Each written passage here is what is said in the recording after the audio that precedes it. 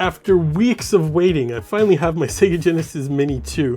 This is obviously the second Sega Genesis Mini that Sega's come out with. I do love that Sega has kind of committed to doing these mini consoles because the Sega consoles have always been probably the nearest and dearest to me throughout my life, and I just need them to at least keep doing them until they get to the Dreamcast Mini.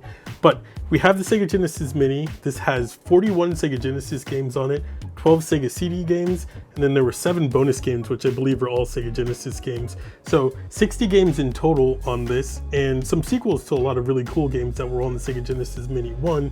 And the best thing that I think that they did with the Sega Genesis Mini 2, at least in North America, was actually include the 6-button controller.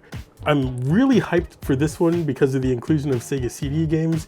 I remember when the first Sega Genesis Mini 1 came out and people were kind of speculating what would be the next consoles. Everybody was kind of poo-pooing on the idea of a Sega CD Mini because a lot of people, I feel like, didn't take the time to kind of look at the Sega CD library and realize that there's actually like pretty good games on the Sega CD.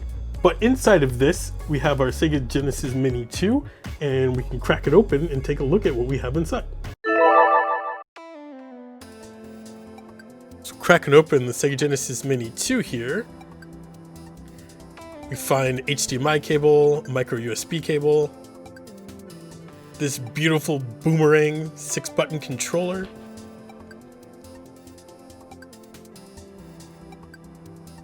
and then we have a power adapter, which is always cool. A lot of electronics don't come with these anymore. And then the main event, the Sega Genesis Mini itself. This thing is amazing. This box, this setup, this all just brings back such nostalgia for me. I still remember getting ours for Christmas one year, and I'm just so excited that a new generation of people get to experience all these amazing Sega Genesis games.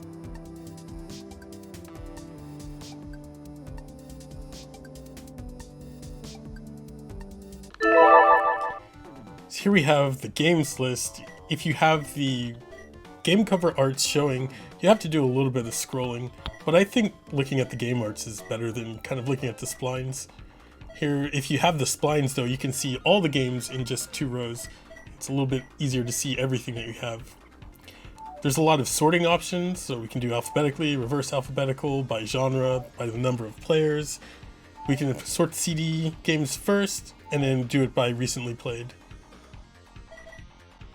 And then when you click a game, you'll get a little bit of a synopsis that you can read about the game, and then information about release year and whatnot.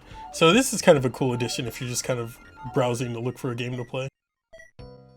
Inside the settings, we have, of course, language settings, game settings. Inside the screen settings, you can have the game full screen or cropped.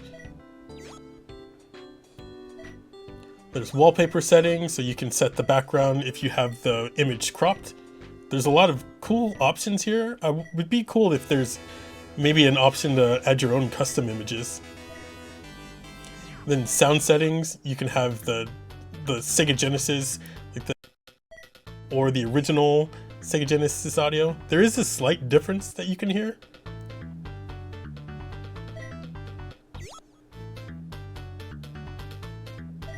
I prefer the new Sega Genesis model's audio. And then the mode button, you can just decide what happens when you click the mode button on the boomerang controller.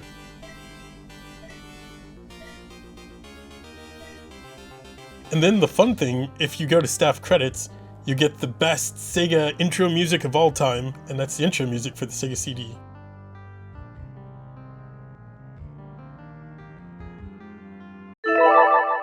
Looking at some gameplay of Afterburner 2 here, at full screen the image looks nice and crisp.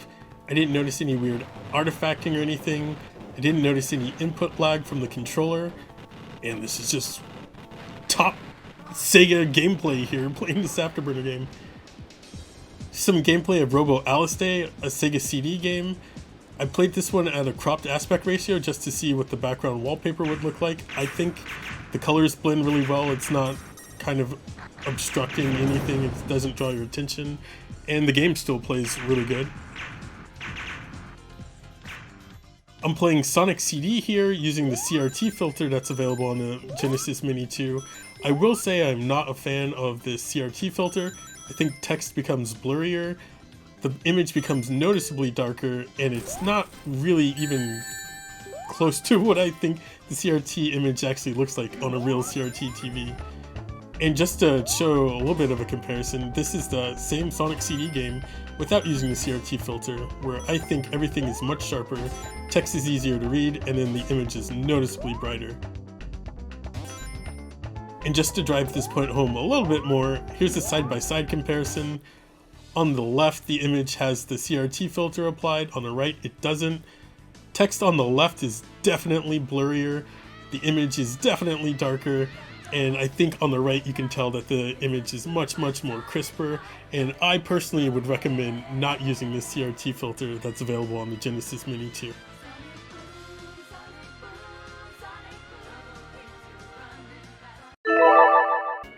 So my quick thoughts on the Genesis Mini 2 here. I've been messing around with this thing for a little bit, and overall I do really enjoy it. I really like the UI a lot. I feel like it's easy to navigate the UI. I do appreciate that there's many options to sort games. At first, when I started playing games and I noticed that they were popping up in the front, I didn't notice that it was sorted on recently played, and so I was like, no, it's gonna be hard to find these things. But you have so many options to sort games through the UI, and you have different ways of visualizing the UI as well. I personally like just leaving it so that the game covers are showing, because it's easier for me to recognize game covers than reading through game splines. And it's cool that you have options to either make a game full screen or like have it be smaller aspect ratio and then just kind of have like a background image, and that there's multiple background images. The CRT filter I'm not a huge fan of. I do think it makes the game look really dark, and I don't particularly think the CRT look comes through that well. Like if you were to compare that CRT filter on an HD monitor to a real CRT TV, like the CRT TV is just still going to blow it away by a long shot. So I don't recommend the filter. I don't think the filter does a good job, but if you want the filter, it's there. I think this is a great product, and until the next time we meet on this channel, have a good one. Peace.